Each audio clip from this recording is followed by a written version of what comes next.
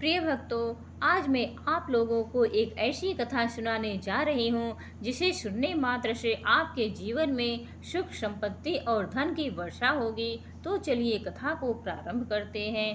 प्रिय भक्तों, एक बार संध्या के समय चंद्रपुर के राजा विक्रम सिंह जंगल से शिकार खेलकर अपने राज्य को वापस लौट रहे थे कि तभी रास्ते में उन्होंने देखा एक बालक जलती हुई चिता के पास खड़ा था। बालक को देखकर राजा अपने घोड़े से उतरे और बालक के नजदीक जाने लगे।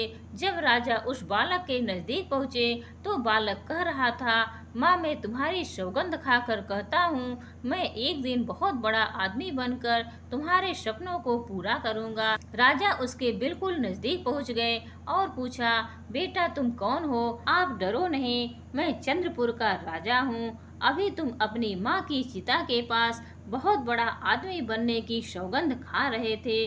क्या मैं जान सकता हूँ कि इस सुनसान जंगल में तुम अपनी माँ की चिता के पास अकेले क्यों खड़े हो? तुम्हारे बाकी संबंधी और रिश्तेदार कहाँ हैं? महाराज, मेरी माँ और मैं इस जंगल में अकेले ही रहते थे, लेकिन मेरी माँ ने मरते समय मुझे बताया कि मेरे दादा बुलंदनगर के धनी सेठ करोड़ी मल थे। मेरी माँ और पिताजी का प्रेम विवाह हुआ था और चूंकि मेरी माँ एक बहुत ही गरीब परिवार से थी, इसीलिए मेरे दादाजी उन्हें पसंद नहीं करते थे। विवाह के कुछ दिनों बाद ही बगीचे में घूमते हुए मेरे पिताजी को सांप ने काट लिया और उनकी मृत्यु हो गई।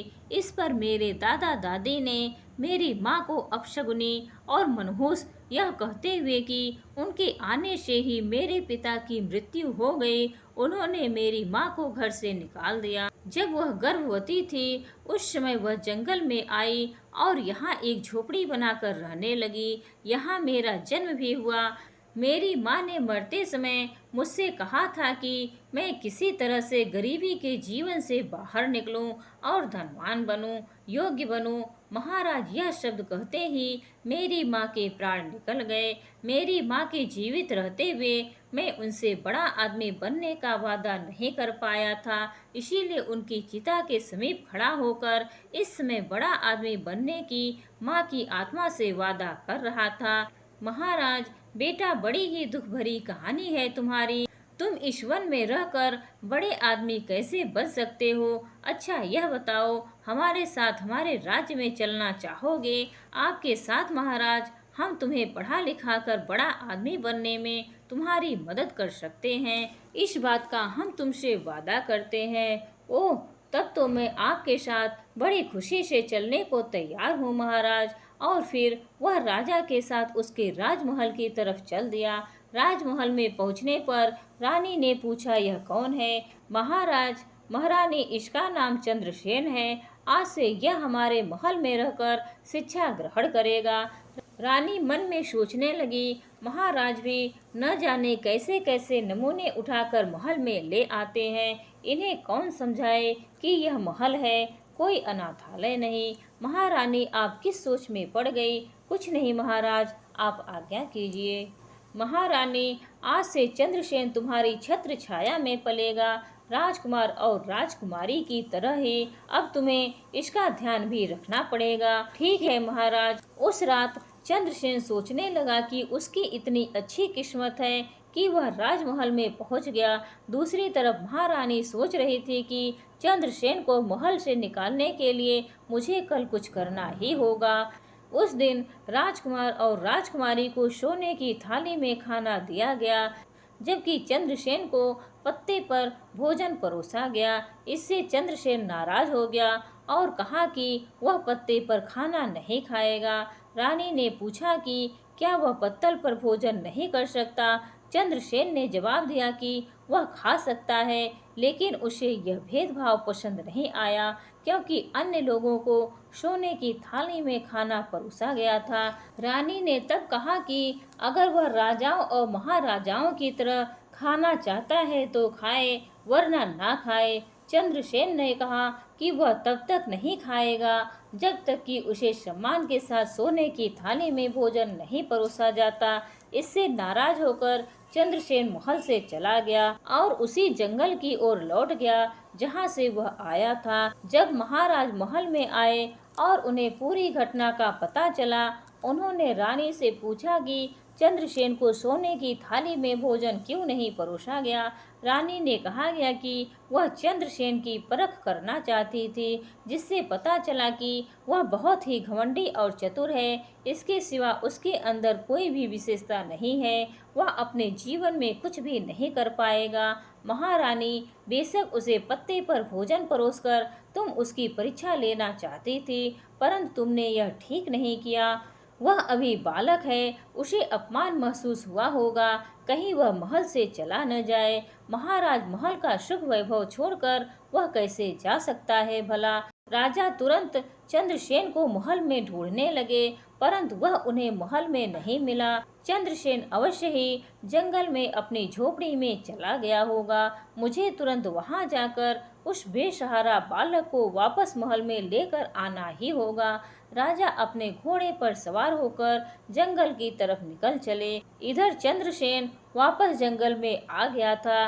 गंगा नदी के किनारे त्रिकूट नाम से एक विशाल वन था, जिसका कोई दूसरा छोर नहीं था। वहीं पर ब्रह्म ऋषि नाम का एक साधु रहते थे। वह बहुत ही करुणामय थे। जब भी कोई यात्री उस तरफ से गुजरता, साधु महाराज उनसे निवेदन करते कि वे कुछ समय के लिए उनकी कुटिया में विश्राम करें और फिर यात्रा जारी रखें। यात्री उनके निवेदन को स्वीकार कर लेते और उनकी कुटिया में आराम करने के बाद यात्री उन्हें प्रणाम करके अपने रास्ते निकल जाते थे। इस प्रकार साधु महाराज उस वन में गुजरने वाले प्रत्येक प्राणियों की सेवा किया करते थे। इसी वन में चंद्रसेन नाम का एक डाकू भी रहता था। लूटपाट करना उसका पेशा था और जो भी यात्री उसे पैसा देने से हिचकिचाता, बिना किसी झिझक के मार डालता था।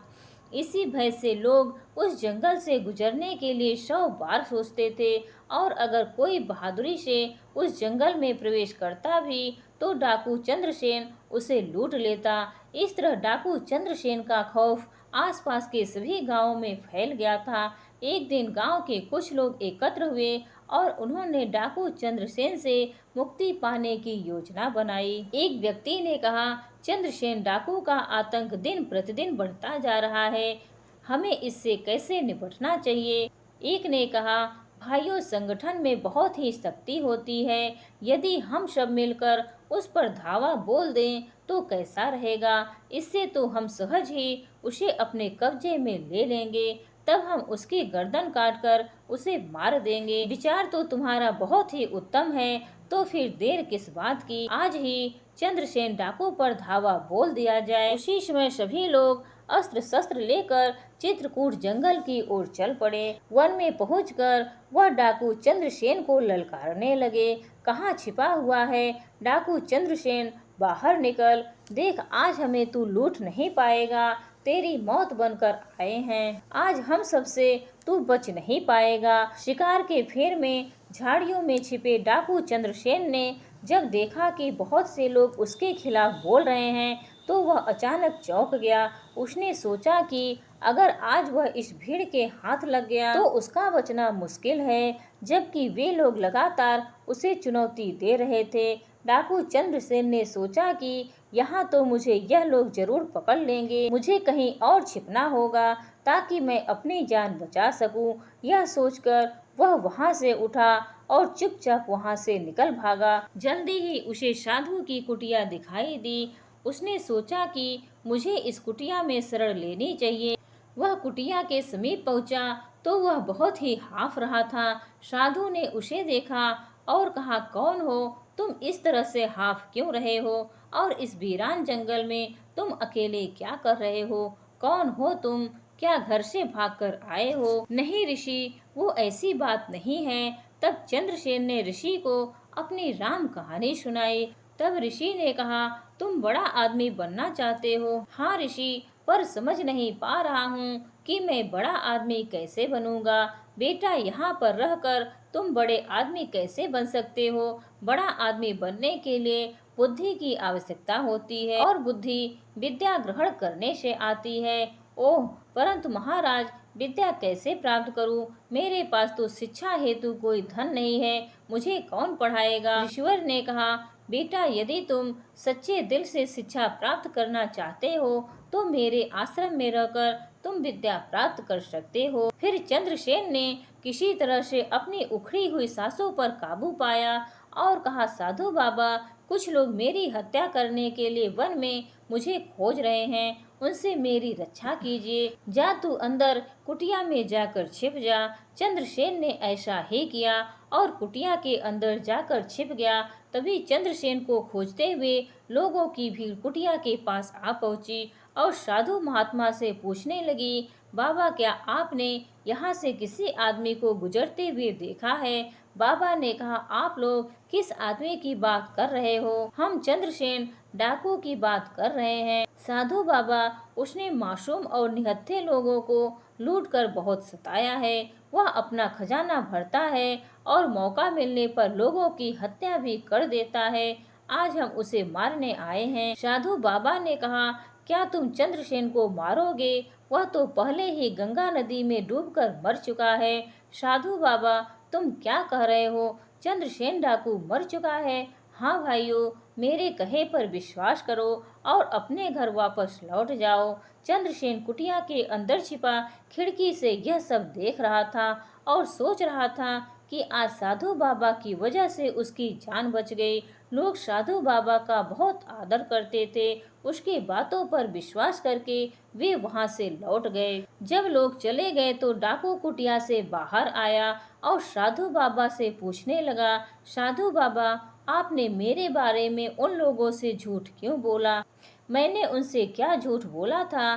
चंद्रसेन तुम्हारे अंदर का डाकू मर चुका था, इसीलिए तुम डर कर मेरी मदद मांगने आए थे। साधु बाबा, आपकी बात सच है। साधु बाबा फिर कहने लगे, उनसे धन लूटकर तुम अपना लोक और परलोक बिगाड़ रहे हो। इतना सब कुछ करने पर भी क्या तुम्हारे मन को शांति है? तुम निडर होकर अन्य लोगों की तरह जीवन गुजार सकते हो? नहीं, हर समय तुम्हें यही डर बना रहता है कि कहीं कोई तुम्हें मार ना दे। बोलो, सत्य है ना? हाँ साधु बाबा। फिर कुछ सोचकर चंद्रसेन डाकू ने साधु बाबा से कहा, साधु महाराज, आपकी बातों ने मेरी आंखें खोल दी हैं। मैं भी अन्य लोगों की तरह निडर होकर जीना चाहता हूँ।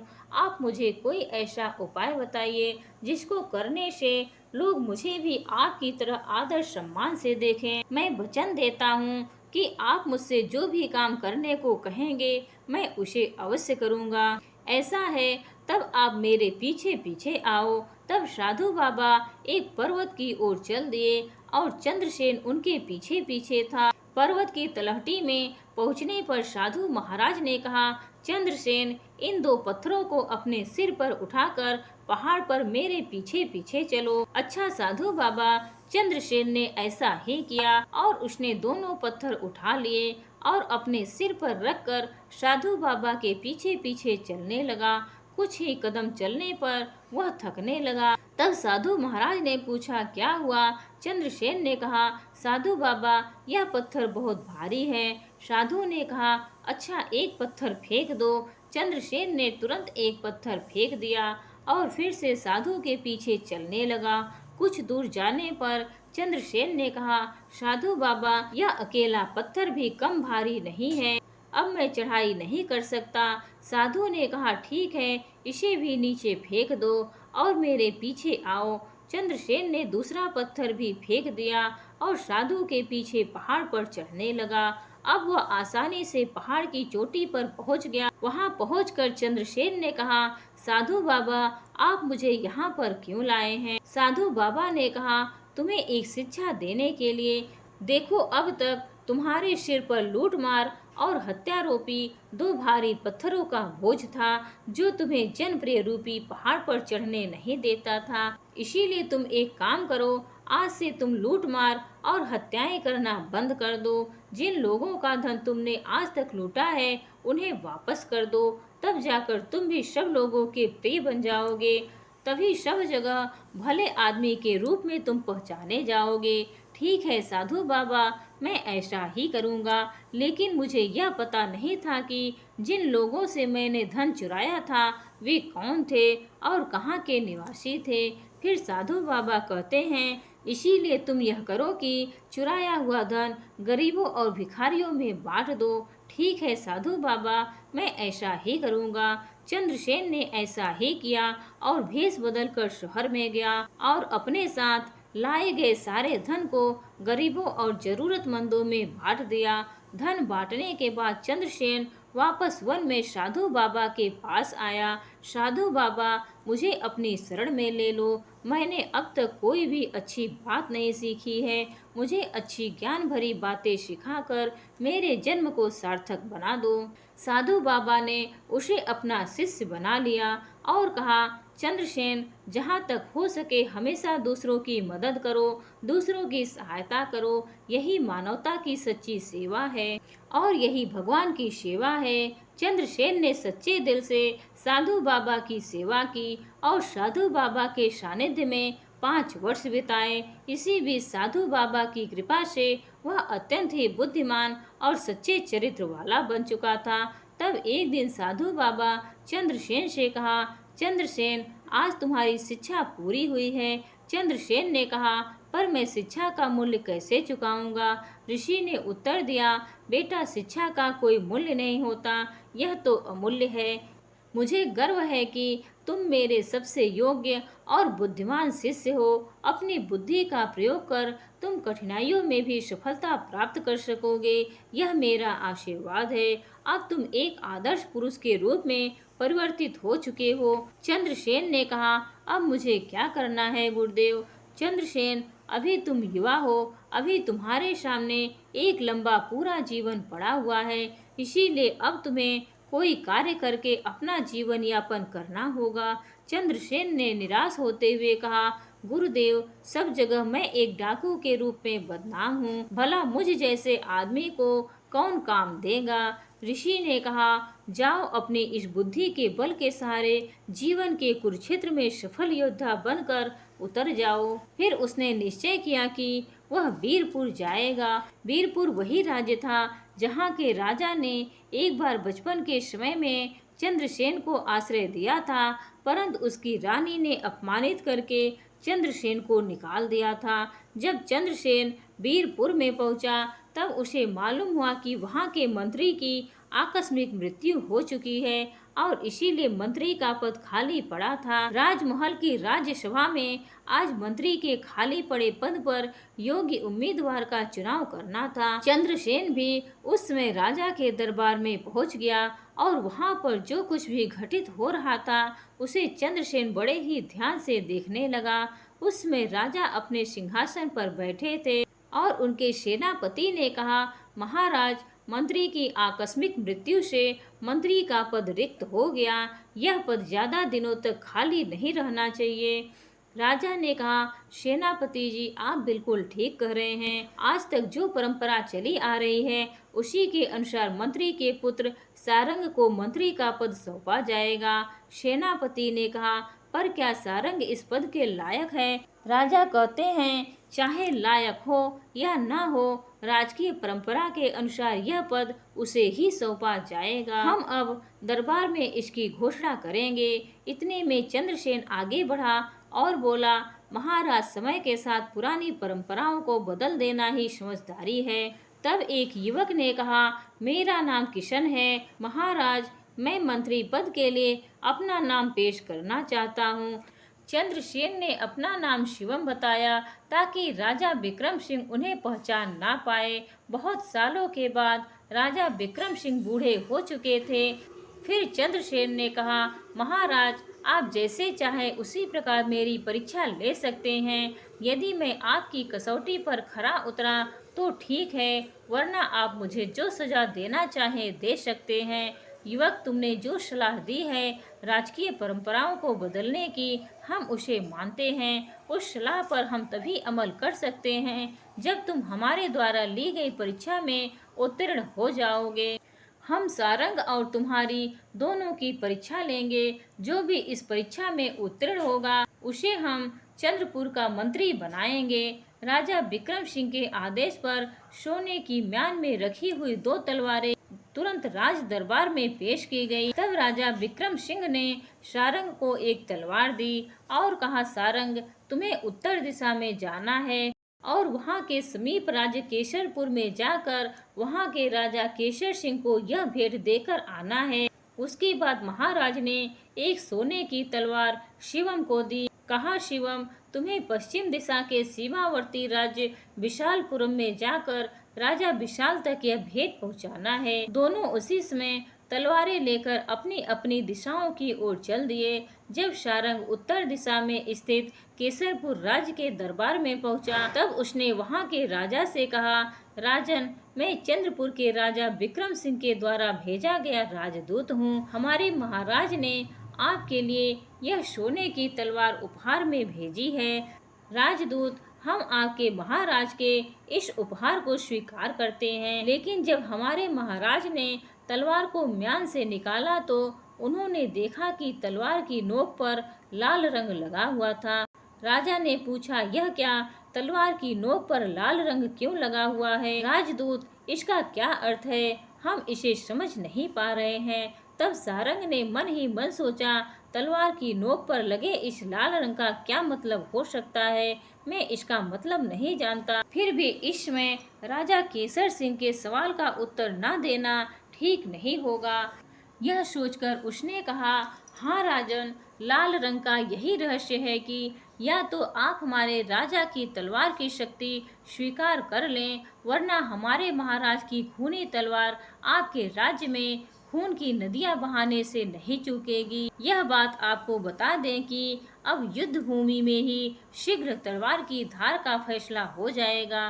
सेनापति जी, राजा विक्रम सिंह ने लाल रंग की तलवार भेजकर हमें चुनौती दी है। आप आज से ही सेना का संगठन शुरू कर दीजिए। हम बहुत जल्द वीरपुर पर आक्रमण करने की योजना बना रहे हैं। यह सुनकर महाराज सारंग घबरा कर वहाँ से चले गए। वहीं दूसरी ओर जब चंद्रसेन विशालपुर पहुँचा और वहाँ के राजा के सामने पेश हुआ तो राजा ने कहा, राजदूत, इस तलवार की नोक पर लगा लाल रंग हमें समझ नहीं आ रहा था, इसका क्या मतलब है? चंद्रसेन ने गहरी सोच में पड़ने के बाद कहा, महाराज, हमारे राजा आपका बहुत सम्मान करते हैं। यह तलवार उसी सम्मान का प्रतीक है।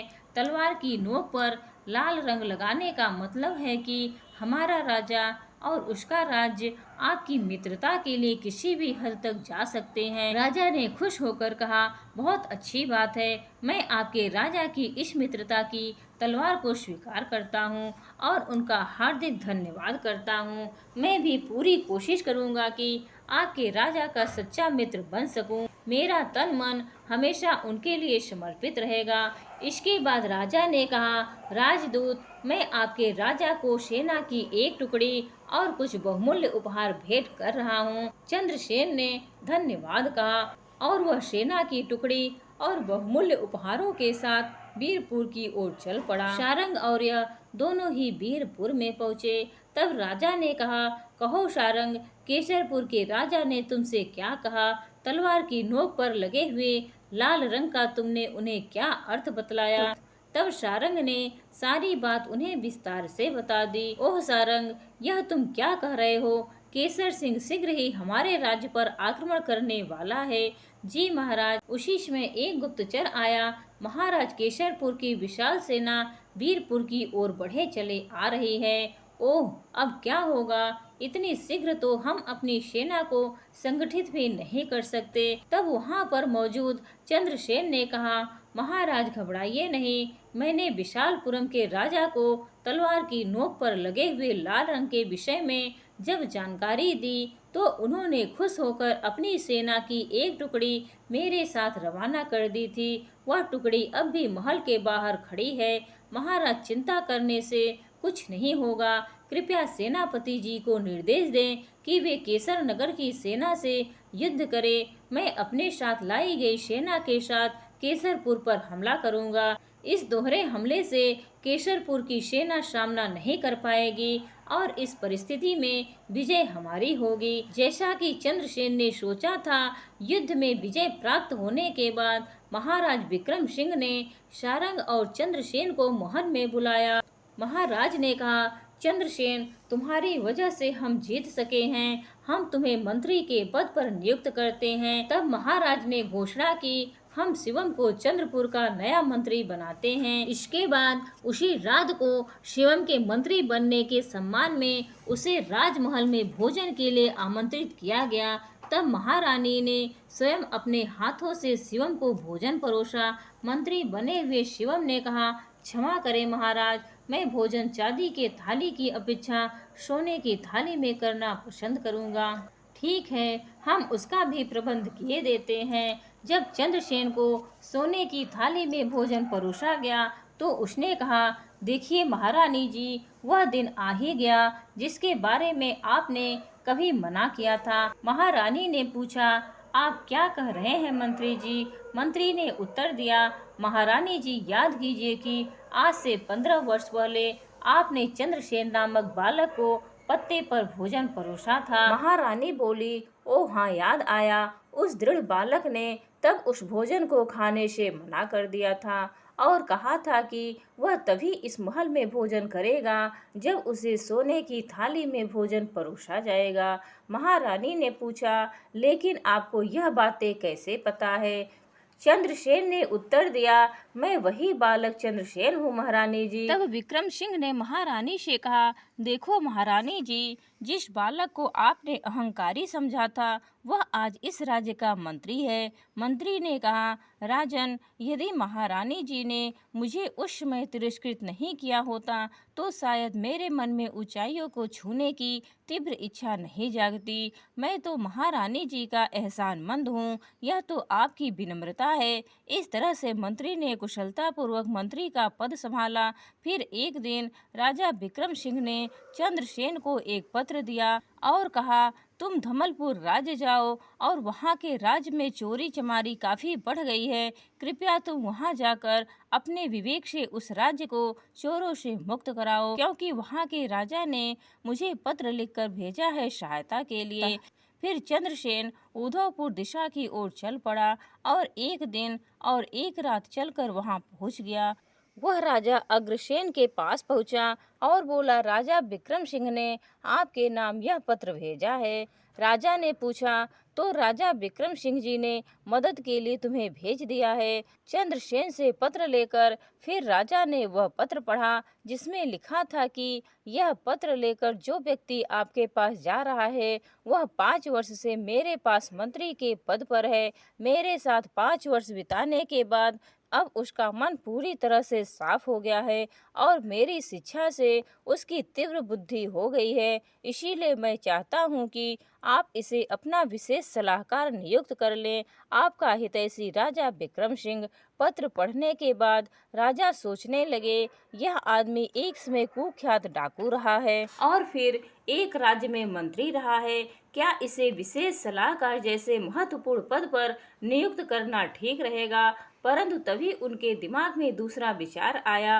पूर्व जन्म में चाहे यह आदमी कुछ भी रहा हो, परंतु जब राजा विक्रम सिंह जैसे अनुभवी राजा ने बताया है तो निश्चय ही यह उपयोगी होगा।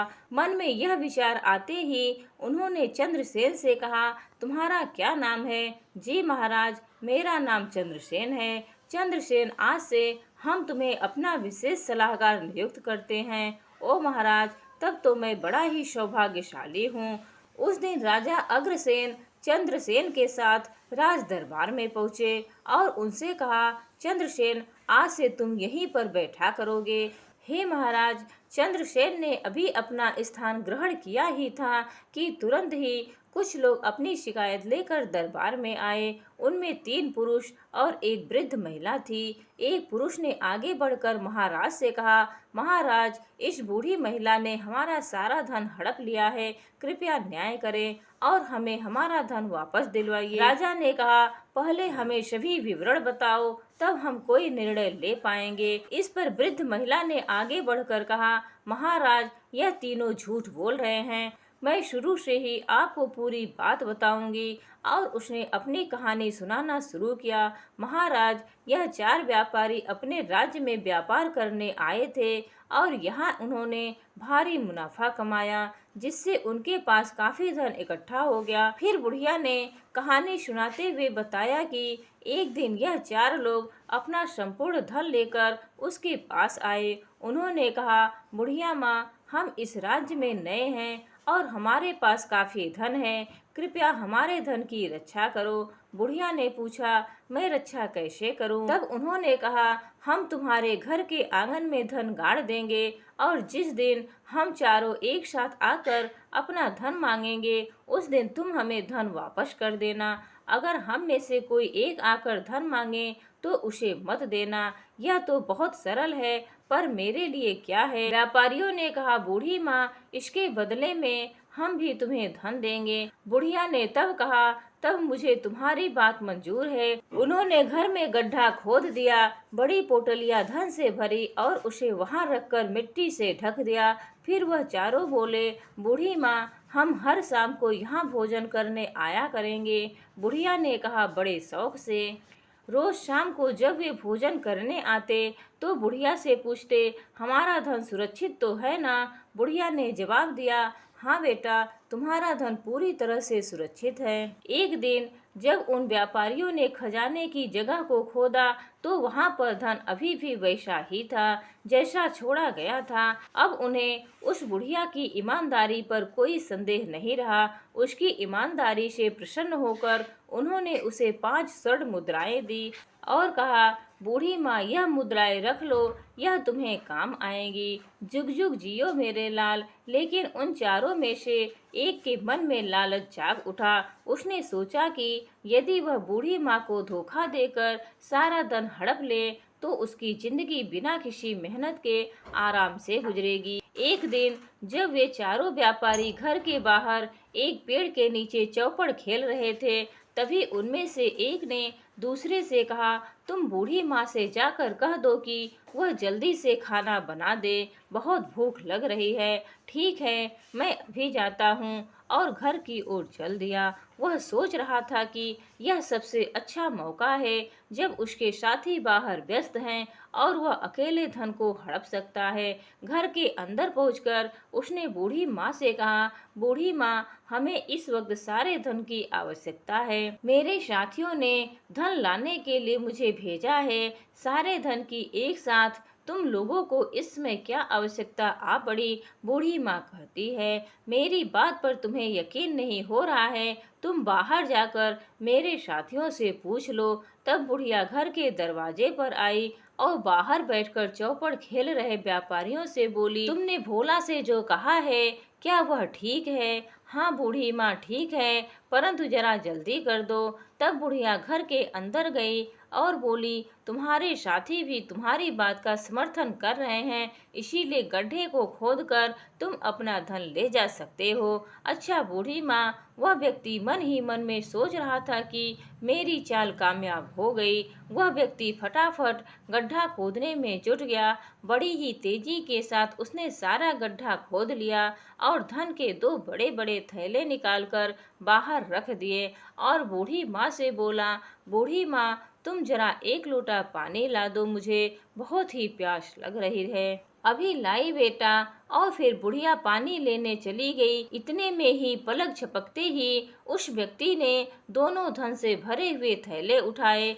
और घर के पिछवाड़े में एक घोड़ा खड़ा था, उसकी पीठ पर लादकर वह तुरंत वहां से फरार हो गया। दूसरी ओर उसके साथी जो बाहर बैठकर चौपड़ खेल रहे थे, वह सोचने लगे कि मेरा मित्र अभी तक क्यों नहीं लौटा। उन्होंने कहा, चलो अब तक तो खाना तैयार हो गया होगा, अंदर चलते हैं। वे तीनों अंदर गए और बूढ़ी माँ से बोले, खाना तैयार है क्या? हमने तो बहुत पहले अपने मित्र को खाना बनाने के लिए कहा था। बुढ़िया ने कहा, उसने मुझसे कुछ नहीं कहा है, वह व्यक्ति तो सारा धन लेकर तुम्हारे पास गया है। जब तीनों व्यापारी यह सुनते हैं तो सदमे में पड़ जाते हैं और कहते हैं, लेकिन तुमने उसे अकेले सारा धन क्यों सौंपा? मैं दरवाजे पर आई थी और तुमने कहा था कि जल्दी करो, हमने तो सिर्फ खाना जल्दी बनाने को कहा था। क्या तुम्हारे मित्र ने तुम्हें धोखा दिया है? फिर बुढ़िया ने अपनी कहानी पूरी करते हुए, महाराज, यही है सारी कहानी, बताइए इस घटना में मेरा क्या दोष है? फिर तीनों व्यापारी कहते हैं, यह बुढ़िया झूठ बोल रही है। अवश्य ही इसे इस बात का पता है कि मेरा मित्र धन लेकर कहाँ गया है। महाराज हम सब पर कृपा करें, इससे हमारा सारा धन दिलवाने की कृपा करें। महाराज सोचने लगे, ओह बड़ा ही विचित्र झगड़ा है, कैसे इन लोगों का निपटारा करूं?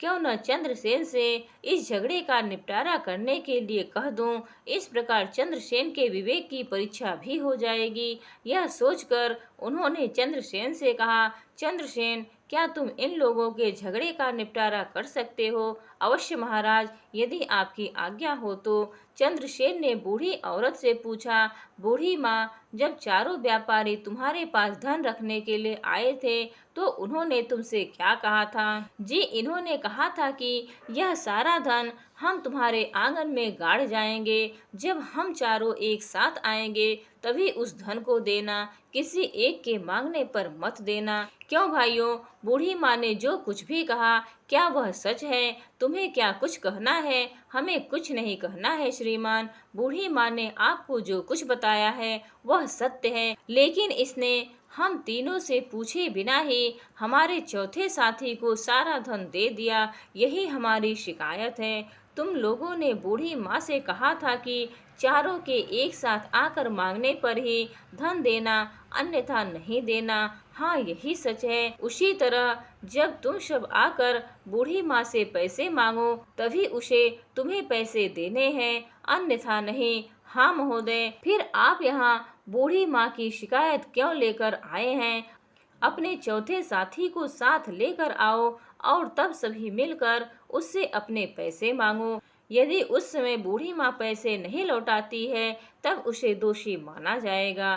तीनों व्यापारी इस बात पर विचार करने लगे। यह व्यक्ति ने बड़ी चालाकी से हमें हमारे ही शब्दों के जाल में फंसा दिया। तब बूढ़ी औरत ने कहा, बेटे तुमने सही फैसला लिया है, तुम लंबी उम्र पाओ। जब व्यापारी सिर झुकाकर वहां से जाने लगे तब चंद्रसेन ने कहा, रुको, मुझे तुम तीनों पर शक हो रहा है। क्या कोई अपनी मेहनत से कमाई हुई धनराशि किसी अजनबी के घर में आएगा? धन की सुरक्षा के लिए और भी उपाय होते हैं। सच सच बताओ, तुम्हें यह धन कहाँ से मिला? महाराज, हमने व्यापार से यह धन कमाया है, यही सच है। सच सच बताओ, वरना मैं तुम्हारी खाल में भूसा भरवा दूंगा। नहीं महाराज, हम सच कह रहे हैं, वे बोले। चंद्रसेन ने फिर कहा, जल्लादों को बुलवाओ, वे ही इनसे सच उगलवाएंगे। तब उन्होंने कहा, यह सच है कि हम चारों साथियों का एक चोरों का गिरोह है और जो धन हमारा चौथा साथी लेकर फरार है वह धन भी चोरी से इकट्ठा किया हुआ था। महाराज ने कहा, ओह, तो तुम लोग चोर हो? जी महाराज। महाराज ने तुरंत आदेश दिया कि इन तीनों को कारागार में डाल दिया जाए और उस बूढ़ी औरत को पूरी इज्जत के साथ राजमहल से विदा कर दिया गया। महाराज ने चंद्रसेन से कहा, चंद्रसेन, तुम परीक्षा में खरे उतरे, तुम्हें हमने अपना विशेष सलाहकार बनाकर उचित किया है। हमें इस फैसले पर सदैव गर्व रहेगा। उस दिन के बाद से राजा अग्रसेन चंद्रसेन से सलाह लेकर ही अपना प्रत्येक कार्य करते थे। फिर चंद्रसेन जो डाकू था अब वह दुनिया का सबसे बुद्धिजीवी कहलाने लगा। इतना कहकर भगवान शिव अपनी कथा समाप्त करते हैं। प्रिय भक्तों, उम्मीद है आज की यह कहानी आप सभी को पसंद आई होगी। हर हर महादेव।